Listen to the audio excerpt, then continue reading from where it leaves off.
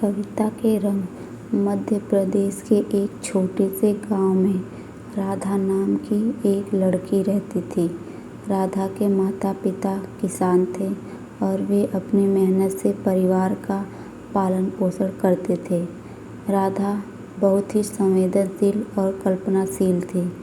उसे कविताएं लिखने का शौक था और वह अपनी कविताओं के माध्यम से अपनी भावनाओं को व्यक्त करती थी।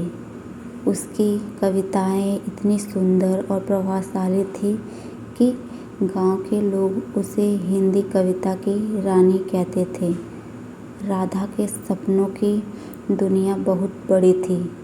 वह चाहती थी कि उसकी कविताएं पूरे देश में पढ़ी जाए और लोग उसकी कविताओं से प्रेरणा लें।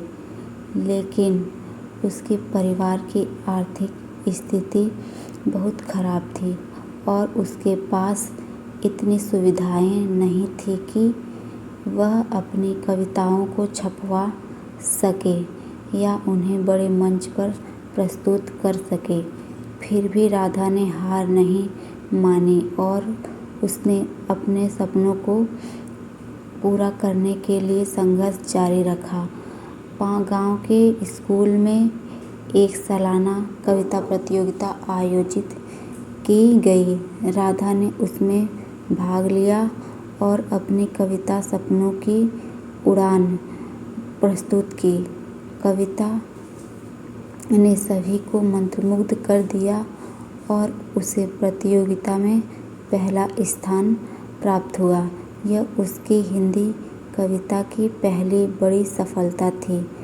उसके शिक्षक और गांव के लोग उसकी तारीफ करने लगे और उसे आगे बढ़ने के लिए प्रेरित किया। एक दिन गांव में एक बड़े साहित्यकार कार्यक्रम का आयोजन हुआ जिसमें शहर के कई बड़े कवि और लेखक शामिल हुए। राधा ने इस मौके का फायदा उठाने का सोचा और अपनी कविताओं को वहां प्रस्तुत करने का निर्णय लिया। उसने अपनी सबसे प्रिय कविता आशाओं की किरण प्रस्तुत की। उसकी कविता ने सभी को प्रभावित किया और उसे बहुत सारे प्रशंसा पत्र और पुरस्कार मिले। यह उसकी हिंदी कविता के सफ़र में एक महत्वपूर्ण मील का पत्थर साबित हुआ। राधा की कविताएं अब सिर्फ गांव तक सीमित नहीं थी। उसकी कविताएं शहर के बड़े बड़े साहित्यिक मंचों पर भी पढ़ी जाने लगी। उसकी हिंदी कविता ने सभी को प्रेरित किया और उसकी मेहनत और समर्पण ने उसे सफलता दिलाई। लेकिन उसकी कहानी यहाँ समाप्त नहीं होती। राधा ने अपनी कविताओं के माध्यम से समाज में बदलाव लाने का फैसला किया। उसने अपनी कविताओं में सामाजिक मुद्दों को उठाना शुरू किया और लोगों को जागरूक करने का प्रयास किया। उसकी कविताएं अब सिर्फ सुंदर शब्दों का मेल नहीं थी, बल्कि वे समाज में बदलाव लाने का एक माध्यम बन चुकी थी। उसकी हिंदी कविता अब एक आंदोलन बन चुकी थी। राधा की कविताएं अब किताबों में छपने लगी और उसे साहित्यिक मंचों पर आमंत्रित किया जाने लगा। उसने अपनी मेहनत और समर्पण से साबित कर दिया कि अगर इंसान सच्चे दिल से मेहनत करे और अपने सपनों के लिए संघर्ष करे तो कोई भी मुश्किल उसे रोक नहीं सकती। उसकी हिंदी कविता अब हर घर में पढ़ी जाने लगी और वह सभी के लिए प्रेरणा का स्रोत बन गई।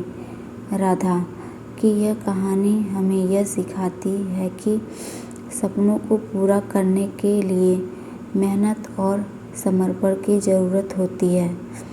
उसकी हिंदी कविता ने न केवल उसे सफलता दिलाई बल्कि समाज में बदलाव लाने का एक माध्यम भी बने।